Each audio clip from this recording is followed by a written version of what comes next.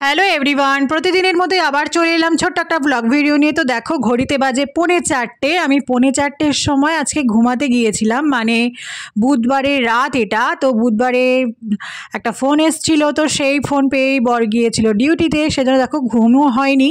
তো আমি 3:45-র পরে জাস্ট অল্প একটুখানি ঘুমিয়েছিলাম। তারপর দেখো উঠে তারপর স্নান করে ঘর মুছে পুজো দিয়ে নিয়েছি, নাহলে শরীরটা ভালো লাগছিল না। আর রাত জেগেছি মানে বুঝতেই পারছো শরীরটা খারাপ লাগে। তো ভাবলাম চলো একটা ব্রেকফাস্ট খাই, হেলদি ব্রেকফাস্ট।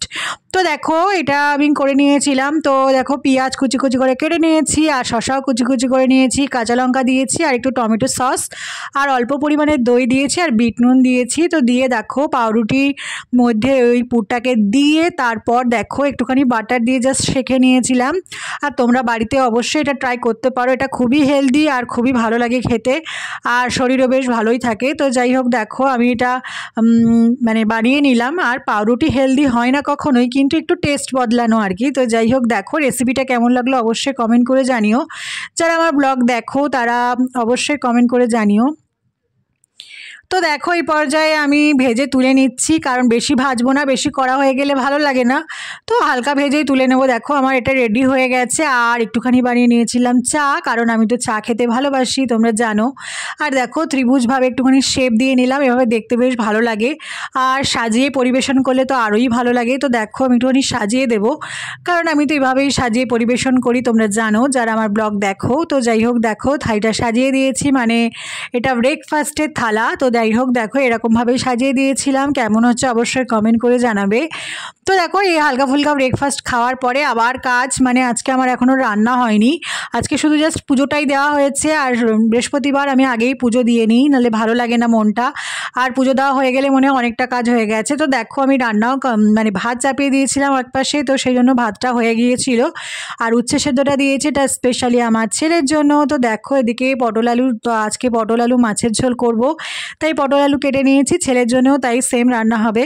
তো দেখো মাছটাকে আগের দিন নিয়ে এসেছিলাম, তোমাদের দেখিয়েছি। তো এই মাছটা রুই মাছ।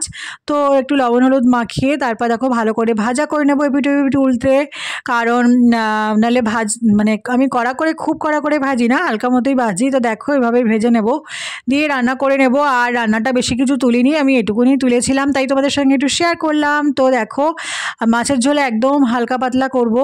আর দেখো আমি প্রেশার কুকারে একটা সিটি দিয়েছি, কেমন হয়েছে অবশ্যই জানিও। দেখো অনেকেই হয়তো ভাবো যে গলে যায়, কিন্তু না, তরকারিটা গলে না।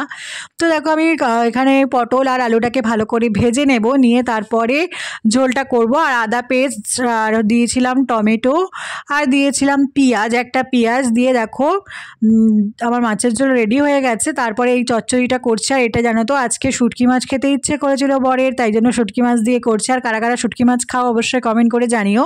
তো দেখো শুটকি মাছটাকে কেটে গরম জলে ভিজিয়ে রেখেছিলাম। আর দেখো একটা মশলা দিয়েছি, এর মধ্যে দিয়েছি ওর মধ্যে টমেটো দিয়েছি, তারপর আদা রসুন পেঁয়াজ ওগুলোকে দিয়ে কাঁচা লঙ্কা দিয়ে তারপরে দেখো সেদ্ধ হওয়ার সবজিটাকে দিয়ে ভালো করে নেড়ে চেড়ে নামিয়ে নিয়েছিলাম লবণ হলুদ দিয়ে।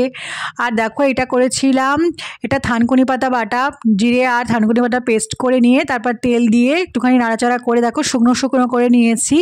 আর থানকুনি পাতা খাওয়া খুবই ভালো, আমি খুবই পছন্দ করি, তো সেই জন্য বাজার থেকে নিয়ে এসেছিলাম। তো দেখো আমার চচ্চড়িটা এরকম হয়েছিল। আর একটুখানি হালকা পাতলা ঝোল ঝোলও নামিয়েছিলাম, কারণ এটা ঝোল ঝোল খেতেই ভালো লাগে, মানে একদম মাখা মাখা ঝোল ঝোল। তো দেখো আমার রান্না রেডি হয়ে গেছে প্রতিদিনের মতোই। তো দেখো সাদা ভাত তো তোমাদেরকে আগেই দেখিয়ে দিয়েছি, আর মাছের ঝোল করেছিলাম পটল আলু মাছের ঝোল। আর এটা ছিল সেই চচ্চড়ি, যেটা আমি শুটকি মাছ দিয়ে করেছি, একদম শীতের সব রকম সবজি দিয়ে করেছি, আর এটা খেতে দারুণ লাগে। আর দেখো আর এটা ছিল থানকুনি পাতা বাটা। দেখো থালিটা সাজিয়ে দিয়েছি, কেমন হচ্ছে কমেন্ট করে জানিও। তারপরে আমি কোনো ব্লগ করি, দেখো এটা রাতের খাবার। তো আজকের মতো টাটা, সবাই ভালো থেকো, সুস্থ থেকো।